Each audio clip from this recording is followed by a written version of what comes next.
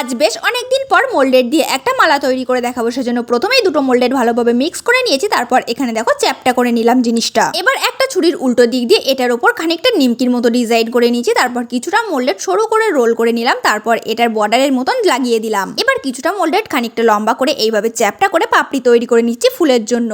আগের ভিডিওতে তোমরা যারা কমেন্ট করেছো তাদের প্রত্যেককেই অনেক ধন্যবাদ, এবং তোমরা যারা আমার বলা স্টিকারটি কমেন্ট করেছিলে তাদের কমেন্টগুলো এখানে দেখিয়ে দিলাম। ফুল বানানোর জন্য একইভাবে বেশ কয়েকটা পাপড়ি তৈরি করে নিয়েছি। তারপর এখানে দেখো দুটো পাতাও তৈরি করে নিলাম। তারপর পাতা দুটো সাইডে বসিয়ে ফুলটা মাঝখানে দিয়ে দিলাম।